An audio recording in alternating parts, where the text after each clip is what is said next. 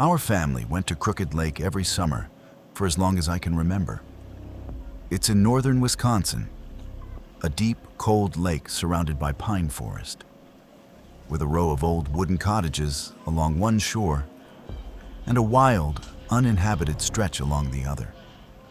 We rented the same cottage for 20 years straight. First my parents with us kids, then eventually me with my own children. It was the kind of place you came back to because it made you feel like time had stopped. 50 feet off our dock, out on the water, was a raft. An old wooden platform on rusted barrels, chained to the bottom, with a peeling ladder bolted to one side. It had always been there. My father said it was there before him. The classic lake raft, the one the kids swim out to for diving and sunbathing and feeling grown up because it's far away. Every summer, every kid on the lake made that swim. It was a rite of passage. When you were old enough to make it out there on your own, you were old enough. That was the rule. I'm telling you all this so you understand how ordinary everything was. A raft, some kids, the water, the sun. 20 years of the same happy summer. I started noticing something around age 12. Not all at once. The kind of thing you notice slowly, turn over in your mind, and then push away as nonsense. There was always one more person on the raft than had swum out there. I kept count. I was that kind of kid. I liked tracking things, keeping tallies. When the whole group of cottage kids swam out, I'd count in my head. 8 of us. Then, when we climbed up onto the raft and I counted again, 9. Always one more. Someone extra sitting off to the side, back turned, wet like everyone else, tanned like everyone else. You'd glance past them and think, oh, that must be a kid from one of the other cottages who got there before us. And you'd forget about it. But when we swam back to the dock and climbed out, I'd count one more time. 8. Exactly as many as had gone out. The extra one was never there. It always stayed behind on the raft. I mentioned it once or twice, to my parents, to the other kids. They laughed it off. You can't count? You counted Jake twice. Maybe so. A kid, summer sun, water, easy to lose track. I stopped bringing it up, but I never stopped counting. And every summer, it was the same. 8 went out, 9 on the raft, 8 came back. As I got older, I convinced myself it was something I'd invented as a child. Memory likes to fill in the blanks. I finished high school, college, stopped going to the lake for a few years. Then I had my own kids, and we went back to the same cottage, the same raft. The circle closed. Last summer, my son Ethan turned 10, old enough to swim out to the raft for the first time with the other kids. He'd been asking all week. I hesitated. The water is cold, it's deep. But I finally said yes. I'd sit on the dock and watch, and he'd swim out with the group, just like I did once. That day, 6 kids swam out to the raft. I counted, old habit. Turned out I'd never really lost it. 6 kids. Ethan in the middle, stroking steadily. They climbed up onto the raft. I squinted against the sun and counted. 7. Something went cold inside me that hadn't gone cold once in 20 years. I stood up, shaded my eyes with my hand, and counted again carefully, pointing at each one. 7 children on the raft. 1 sitting at the edge, a little apart, back to the shore. Wet, dark hair. I couldn't make out the face. I told myself what I always had. A neighbor's kid. Swam over from another dock. But I was an adult now, and I knew every family on that shore. After 20 years, they'd barely changed. I knew every kid on the lake by name. And I knew that week there were no other children on the lake besides our 6. The other cottages were empty, early in the season, middle of the week. 6 went out. 7 on the raft. I called for them to come back. Right now. My voice carried across the water, and the kids looked up, puzzled, not understanding why I was suddenly shouting. But something in my tone scared them, and one by one they jumped in and swam back. I counted each one as they came. 1, 2, 3, 4, 5, 6. Ethan last, I could see his red hair. 6 kids. All 6 climbed out onto the dock, wet and confused. I looked at the raft. The 7th child was still there. It hadn't jumped in with the others. It was still sitting at the edge, back to us. And now, with all the kids on the shore, it slowly turned its head. I was 50 feet away, looking into the sun. I couldn't make out the face, and honestly, I'm grateful for that. But I could see it was too pale for a child who'd spent the whole summer outside. Pale like something that hadn't seen sunlight in a very long time. And it was looking straight at us, at the kids who'd just come back. Not at me, at them. Then it raised its hand and waved, slow and friendly. The way you wave when you're saying see you next time. Ethan, standing right beside me, raised his hand to wave back, automatically the way kids do. I knocked his arm down so fast he flinched. "Don't wave at it," I said. My voice didn't sound like mine. "Don't ever wave at it." That evening, I went to find the oldest person on the lake, an old man named Walter, who owned the first cottage and had lived there year-round for about 40 years. I told him everything. The counting, the 7th child. I expected him to laugh, the way everyone always had. He didn't laugh. He looked out at the lake for a long time, and then he asked only one thing. "How many came back?" "All of them," I said. "All 6. I counted." He let out a breath, and I watched the tension leave his shoulders. "Then everything's all right," he said quietly. "This time, everyone came back." "What do you mean, this time?" Walter told me something I hadn't known in 20 years of summers on that lake. Back in the 50s, when the raft was first put in, a boy drowned from it. He got tangled in one of the anchor chains below the surface. Nobody noticed until it was too late. The kids that day had been swimming in a noisy group, and nobody counted that one fewer came back. They found him the next morning. "He's been there since," Walter said. "On the raft. He swims out with the kids, sits with them, lies in the sun with them. Does what he never got to finish. And most of the time he just stays behind when they swim back. But not always." The old man looked at me. A few times over the years, it happened that exactly as many kids came back from the raft as had gone out. And one stayed behind. The next day they were looking for that child in the lake. I felt cold all the way through. "He's not evil," Walter added quietly. "That's what I think. He's just lonely. He wants someone to stay with him. And sometimes someone waves back. And he takes that as a yes." I thought about Ethan's hand, the one I'd knocked down. My stomach turned over.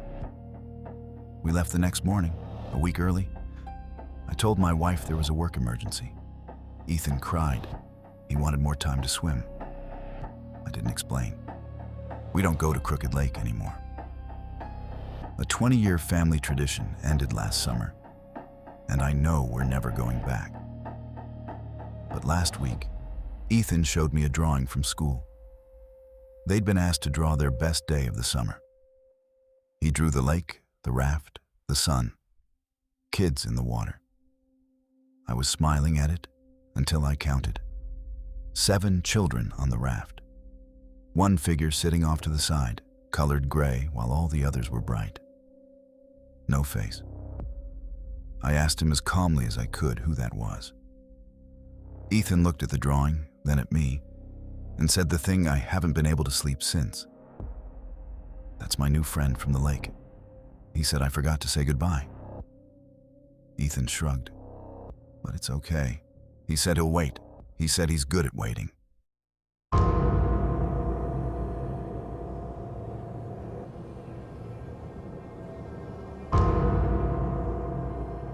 I rented the house at the end of October, when the season was over and the entire coastline was empty. I needed somewhere to be alone, not because of any drama, just that after the divorce I wanted quiet. And a cheap house on an almost deserted beach in North Carolina seemed perfect.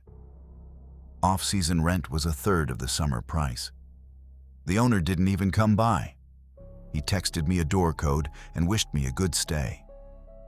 The house sat right on the dune, the last one in a row. Beyond it, just sand, ocean, and the empty neighboring houses with their shutters closed for winter. The nearest town was 8 miles away. In October, nobody stays out there. The cafes are shut, the lifeguard stands taken down, the parking lot's empty. You walk out onto the beach and see the whole length of it, to the horizon in both directions, and not a single living soul. The first few days were exactly what I wanted. I slept late, made coffee, took long walks along the shore, read in the evenings to the sound of the surf. The ocean in October is different from the ocean in summer. Darker, heavier, cold, even to look at. But I liked it. For the first time in a year, I was sleeping properly. On the 4th morning, I saw the tracks. I came out onto the porch with my coffee, same as every morning, and looked at the beach. There had been a high tide overnight. I'd heard it through my sleep. And now that the water had pulled back, a strip of dark, wet sand ran along the line where the sea had reached in the night. And in that strip, there were footprints, bare feet, human. They came out of the water, started right at the edge of the wet sand, left by the highest wave, like someone had walked out of the sea, and went along the shore. Not toward my house, just parallel to the water. And after about 100 meters, they disappeared, washed out by the next wave. I didn't think much of it. Someone had been out for a walk at dawn before me. Could be anyone. Though honestly, I hadn't seen a single car on the beach access road in 4 days. The next morning, the tracks were back. Same bare feet, same starting point in the water. But this time they didn't go along the shore. They headed toward the dunes, toward the houses. And they stopped about halfway up the beach, just ended, like the person had stopped walking and stood still. I went down and looked at them up close. Large, deep impressions, someone heavier than me. Toes, heel, arch, all clear and fresh. And in the spot where they stopped, the sand was packed down like someone had been standing there for a while, facing the houses. I turned around and looked in the direction those tracks would have been pointing, straight at my house, the last one in the row. I told myself it was a coincidence, that someone really did come out for an early swim. There are those people, cold water swimmers, who don't let October stop them. That he stood there, looked at the houses, went back into the water, and the return tracks got washed away by the tide. Logical, almost. That night I slept badly. I woke up at every sound from the surf, and I kept thinking I could hear something underneath the waves, a steady, wet sound, like someone walking slowly across wet sand. I got up and looked out the window. The beach was empty and silver in the moonlight. Nobody there. On the 6th morning, the tracks had reached the dune. They no longer stopped in the middle of the beach. They crossed the entire shore, climbed the slope of the dune, and ended at the wooden walkway that led to my porch, a few meters from the steps. And there at the end, again, packed down sand. Someone had stood there, looking, for a long time. I walked around the whole house and checked every window and door. Everything locked. Nothing inside had been touched. But now I was genuinely unsettled, and I did what I should have done sooner. I photographed the tracks, the whole trail, from the waterline to the steps, just to have proof I wasn't imagining things. Then I drove into town for the first time in a week. A gas station, a grocery store, other people. There was an old man behind the register at the gas station, the kind who's lived there his whole life. I asked casually whether many people swam in the fall. He looked at me. "Which house are you in?" he asked. I told him. "The last one in the row, on the dune." He was quiet for a moment, then asked more quietly, "You're seeing tracks in the mornings?" Something went cold in me. I hadn't said a word about tracks. "Bare feet," he said, not a question, a statement. "Coming out of the water, getting closer every morning." I nodded, unable to say anything. He set down what he'd been holding and leaned on the counter. "That house gets rented every fall. Cheap because nobody stays long. The owner lives in Florida, doesn't care." He paused. "About 20 years ago, a family lived there year-round, not seasonally. A husband, a wife, a son. The boy went into the water one evening in the fall, by himself. The undertow out there is treacherous. It can take you off your feet in a second. They never found the body." He looked at me. The mother didn't leave. She sat on that porch every morning and looked at the water. Said he'd come back, that he'd walk out of the sea and come home. She just had to wait and keep the door unlocked. I listened and couldn't find a single word. "She died in that house," the old man said, "a few years later. And then this started. Whoever stays there in the fall, they see the tracks. Bare feet, small at first, a child's, and then bigger, like he's growing. A little more each year, coming out of the water and walking toward the house. Closer and closer." "Small?" I said. My tracks had been large, a grown man's. The old man looked at me for a long moment, without much warmth. "Yours are already big," he said quietly. "That means he's almost there." I wanted to laugh. I couldn't. "What do I do?" I asked. "Leave," he said simply. "Today. Don't wait for another morning." He hesitated, then added almost reluctantly, "And one more thing. Whatever you hear outside your door tonight, don't open it. The mother kept that door unlocked for 20 years. Don't do it for her." I drove back to pack, telling myself it was just a local legend, the kind that grows up around every empty stretch of coastline. That the old man was bored and liked to spook visitors. That the tracks had a rational explanation. I was almost packed when it got dark. I'd meant to leave before nightfall, but I'd taken longer than I planned, and the darkness fell quickly the way it always does by the ocean in the fall. I told myself I'd finish the last few things and go 15 minutes more. At 8:30, someone knocked on the door. 3 times. Slow. From the porch side, the ocean side. I froze with my bag in my hands. My heart was pounding hard enough that I could feel it. I stood in the middle of the room and stared at the door, my mind running through explanations. A neighbor, the owner showing up, someone lost, anyone. But I was alone on 8 miles of empty coastline. No car on the access road. Nobody could have come to that door from the ocean side except someone who had come from the ocean. The knock came again, 3 times, patient, calm. And then a voice, quiet, wet, like it was coming through water. A child's voice, and not quite a child's voice at the same time.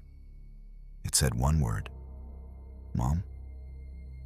I didn't open the door. I stood in the dark, not breathing, while it knocked and called, sometimes in a child's voice, sometimes lower, deeper, like it couldn't decide how old it was. It knocked for an hour, maybe longer. I sat on the floor with my back against the door, hands over my ears, and waited for morning. Just before dawn, it went quiet. When the sun came up, I ran to my car without looking back and drove the 8 miles to the highway without checking the mirrors. I left half my things behind. I didn't care. Back home, miles from the ocean, I finally opened my phone and looked at those photographs. The trail of tracks I'd shot the day before. Proof that I wasn't losing my mind. The photos were there. Footprints on wet sand, from the water's edge to the porch steps. Only in the last photo, the one I'd taken right by the steps, the frame included part of the porch and the glass door. And in the dark reflection of the glass, behind me as I'd stood there taking the picture, a figure was standing on the beach. Wet, dark, the height of a grown man. It wasn't looking at the camera. It was looking at the door. The same door I, thank God, never opened.